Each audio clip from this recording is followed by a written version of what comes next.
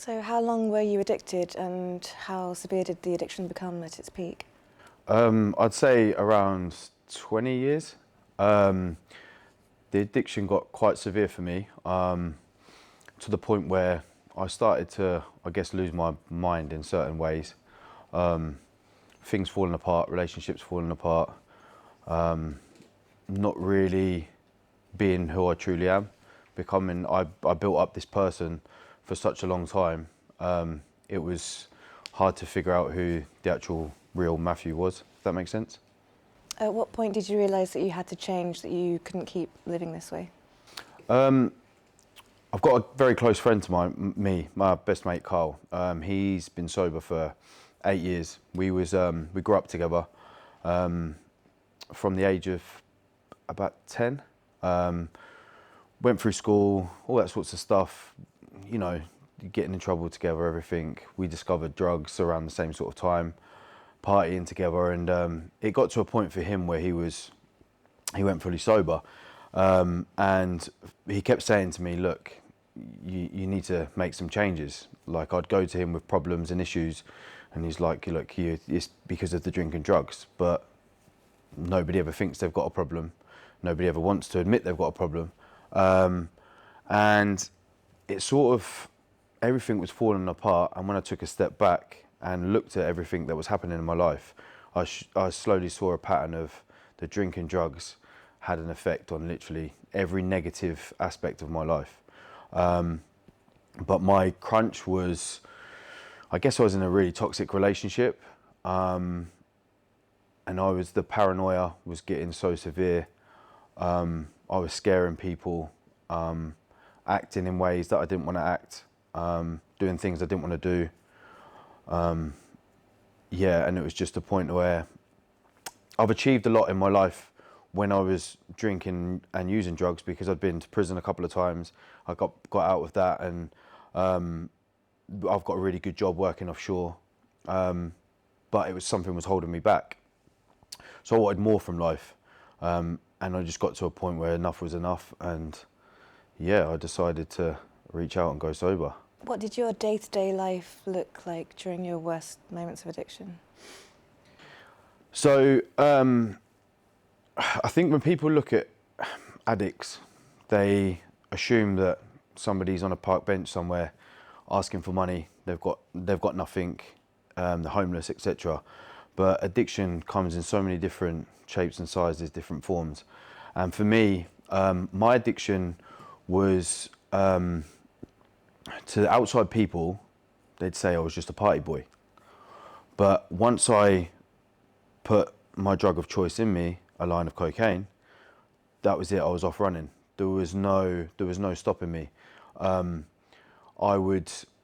go away to work 2, 3, 4 weeks at a time, not even think about it. I'd come home with my ex-partner, we'd go out for dinner, have a couple of cocktails. As soon as I'd had a drink, that's it. I wanted to get a bag in. And then that was me for probably like 24 hours to 2, 3 days, just sniffing until I couldn't sniff anymore. To some extremes where I'd be throwing up and there'd be blood, and I'd think that the best thing to do to sort my head out would be to do a line. So yeah, that was the day to day, and then I'd be on depression for a downward spiral for a good week or two afterwards. Then I'd go back to work, and I'd be on a detox because I'm away at work, at sea, can't drink, can't do drugs. So yeah, that was my detox, and then I'd come back and do it all again. Did you try any other treatments before seeing Elliot, and what made them ineffective or unsustainable for you? So, mentioning my good friend Carl, he runs a group, Cocaine Anonymous, in Ipswich. And well, before he ran the group, he told me to go to a meeting with him when I was at a bit of a breaking point. I went to a meeting. I could identify with a lot of people's issues and problems around. So I was like, okay, this is nice. I'm not on my own. And I went onto a 12-step program. With the 12 steps, it was good for me to take accountability for what I was doing, where I was going wrong in my life, clear out the dirty laundry in my mind as such. Excuse me. But as soon as somebody said to me, like, let's have a drink, if my head wasn't in the right place, I was off running, you know. So I got to like 90 days, started drinking and using again. I then tried again going sober with my ex-partner. We done that again, but then our relationship, we become two different people. You're not, when you're in the madness, as we call it, of drinking and using drugs, you're not true to yourself. You're a complete different person. You've got your highs and you've got your real lows. There's no middle ground. So when you've met somebody in the madness as such, you only know each other as the sesh life. Then you both become sober. It's like, who are you and who are you? So it was then battling against each other, and we ended up partying again, and I went back to it. And then obviously I found Elliot online, and yeah, the rest is history. You've said that your addiction was like a roller coaster. What do the highs and lows mean for you? When I look back at the highs, they weren't really highs. You're chasing, I guess, like a false sense of security, because the dopamine you get from using cocaine, it brings you at such a high point. Then your lows, you just feel depressed. You feel like there's no way out of anything that's going through your mind. So then you start drinking and using again to bring yourself back up. But you think they're highs at the time, but the highs were, you're acting erratic. You're like, I'm quite a loud, bubbly person, but excuse my French, but I was a complete dick every time I was using and drinking. I was the loudest one in the room. I'd irritate people. So my highs were false. My highs now is I'm alive and I'm living. That's the best way to explain it, really. What made you reach out to Elliot Wold? What drew you to him as opposed to other professionals?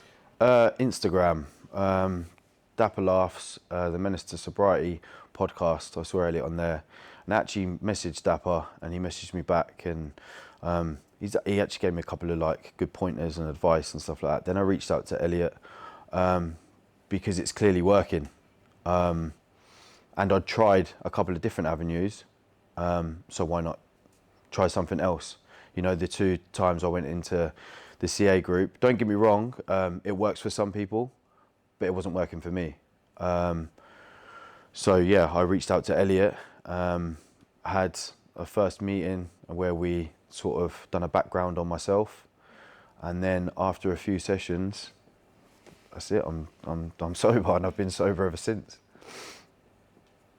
Elliot uses psychology, behavioural analysis and hypnosis. How did those work for you in ways that you didn't expect? I think there's a moment that will sit in my mind for the rest of my life. Like, I had my final session and I left, and I remember calling Elliot, and I said I was meeting my friends to watch some boxing at a local bar, but it was a bar where I'd partied quite hard in the past. But I was going with a friendship group from Cocaine Anonymous, so they were all sober. And I remember phoning Elliot and said, look, I feel like that. I've got that thought process. And he said, these thoughts are going to keep coming, process it, let it go. And I went into the bar, and there was a lad that I know in there. I went to the toilet. He was in the toilet, and he had a key in a bag doing a bump. And he says to me, do you want one? And I was like, no, I don't do that anymore. And it was like, I turned around, walked out, sat down, and I looked at my mate, and I was like, shit, I just turned down gear. Like, what the hell's going on? And it was just like it was, the penny dropped as such. And it's a freeing experience. As soon as all of my sessions were complete, it was like something had just clicked in my brain to just go, drink and drugs is not for me no more. I'm done. What was the single breakthrough moment you had during treatment, the moment it finally clicked? The moment it clicked for me was obviously being skeptical about everything with hypnosis, knowing whether it's going to work or not.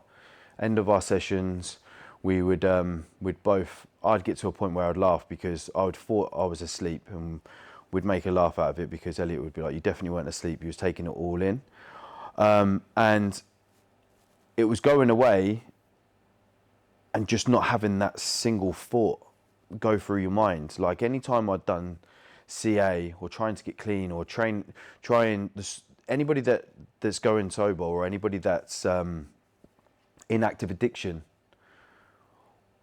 and they're uncomfortable with certain aspects of their life, they will try little things. They'll try moving to different areas. They'll change numbers on their phones.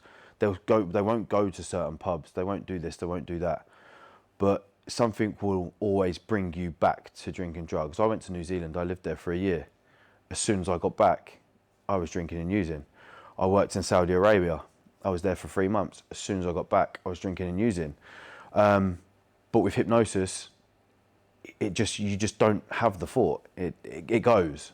You can go into these pubs that I used to get on it in, and don't get me wrong, you get a bit anxious, and that's just because you're trying to be comfortable becoming somebody that doesn't use drink or drugs to portray a different personality.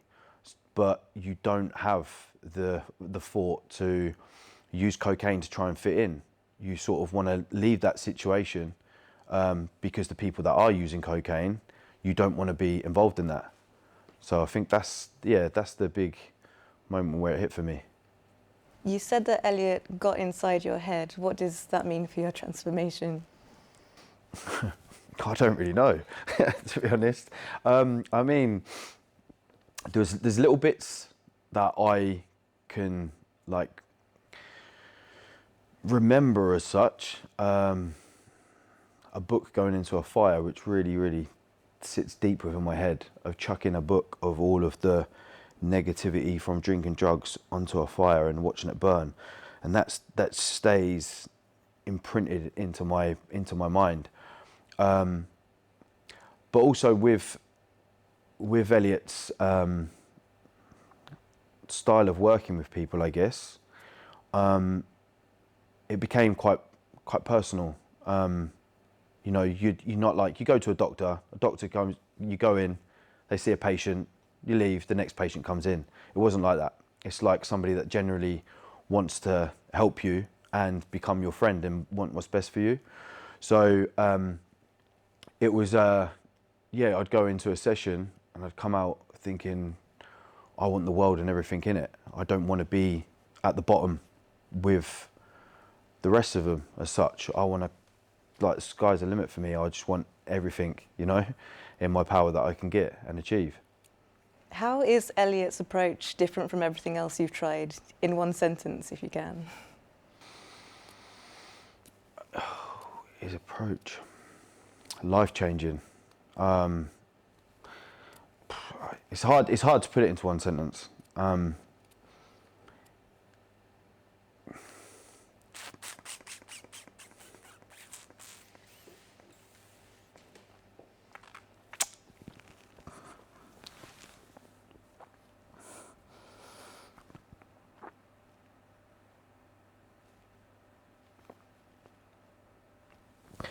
Oh shit.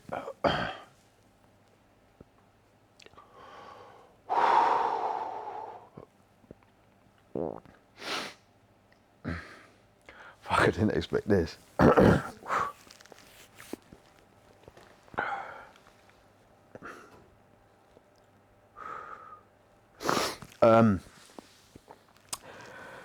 Yeah, it's life changing because it's what was the question? Sorry.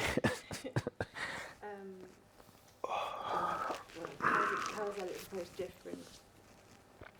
How is Elliot's approach different from everything else you've tried?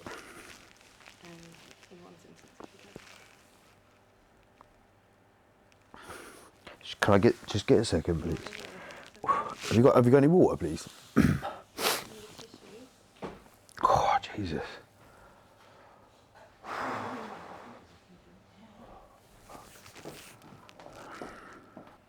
So how is Elliot's approach different from everything else that you've tried, in one sentence, if you can? It's hard. I can't put it into one sentence because it's completely life-changing. My life. What am I now? 1 year, 3 months, and 1 day sober, clean. Not that I'm counting. My life has just changed in every single way possible. I think the process has been, so I explain it as the old me, the drug using, alcohol drinking dick that used to be causing trouble and drama has died.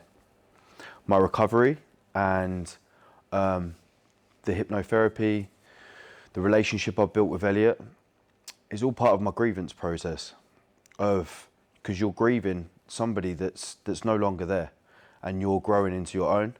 And now I feel like I've just got a second chance at life. I've been given a second chance that some people don't get, and my life is amazing today. How long have you been clean now? I've been clean for 1 year, 3 months and 1 day, and I can honestly say my life is amazing. What's the biggest shift in your mindset or lifestyle since getting clean? I feel like I'm living, not just existing. I think when you're in active addiction, you're just part of you're just part of normality, if that makes sense, in the sense of all addicts are the same and you're all part of that same sort of process, attitude, mindset. Now I'm alive, I'm living life, I'm taking everything, I don't take nothing for granted, and I'm happy to be alive. I'm happy to just be the person that I am today. You used to spend weekends in chaos. How do you spend them now? What does a normal weekend look like for you? Obviously, because I work offshore, when I've got my time off, every day is a weekend for me. But when it comes to the actual weekend and everybody in their normal day-to-day lives comes out, I've got a real good group of friends. We actually started off, a few of us, as all clean and sober. Started a group called the Misfits, because we are all misfits. And it's a football team. And we play football on the weekends, 5-a-side during the week. But it's becoming more of like a community of men with problems, you know. We watch boxing together. We'll do little different things. We'll go out on nights out for dinners. If somebody's birthday, everyone comes together. Somebody's sobriety birthday, everyone comes together. So I spend a lot of time with them. I spend a lot of time with my family. I've got 10 nieces, so I try and see them as much as I can. I've got 6 sisters and no, I haven't got 6 sisters. I've got 4 sisters and 2 brothers. So I like to spend time with them. I've just met a partner. It's still early days, but I spend a lot of time with her, going out for dinners. But you know, we go out for dinner and then go home. I don't go out for dinner and then go and get off my nut. So yeah, the weekends are good now. What's your proudest achievement since turning your life around, something that you thought you'd never reach? My proudest achievement, most definitely, is buying my first house on my own. Yeah, it took me, I left my partner, it took me 6 months to move out, buy a house, and I would have never have done that if I was still in the madness. I'd still be in rented property, etc. So buying a house is definitely my biggest accomplishment. You've inspired others to reach out for help. What do you say to them when they tell you, I don't know how to stop? There's help out there if you need it. You know, a lot of people say, I want to stop, but I can't. But it's as simple as you can. You need to want it. You need to not make so many excuses. So many people say like, I can't because of this, or, you know, I can't stop drinking because I like to socialise, blah, blah, blah. But drinking and using drugs is the easy part.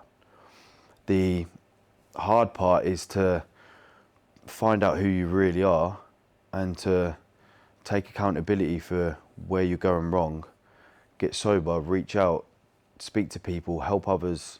It's all just one big package, and it's there if you want it. What's the biggest lie you used to tell yourself while using, and what's your truth now? My biggest lie I'd tell myself was definitely I don't have a problem and I have everything under control. Now the reality is I never had control, and it was always a problem. When you look in the mirror today, who do you see, and how is he different to the man that you used to see? When I look in the mirror today, I'm very proud of my achievements. So I'm very proud of who I am. But the biggest thing is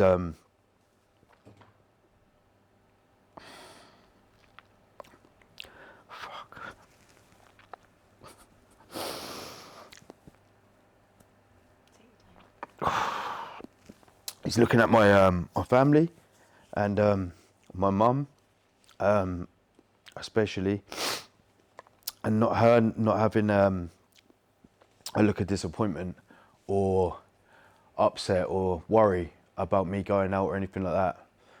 She's generally proud of me, and you can see that when I look at her.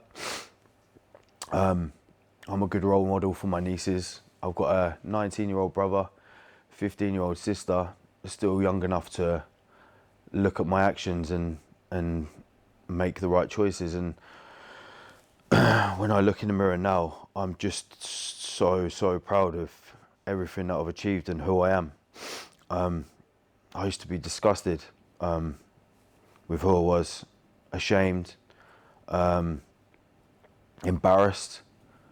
I used to carry this black cloud of me everywhere that I went, always thinking about what other people thought and whatever. Now I couldn't care less what people think, because I know who I am and I know what I am, where I've come from and where I am now in life. What would you say to anyone listening to this who's thinking about getting help?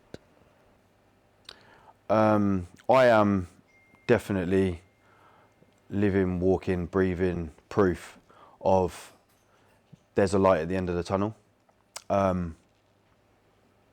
Just keep looking forward, because everything that's brought you to that point where you're at your knees and you want help, that's it. It's in the past. You can't change it. You can't do nothing about it.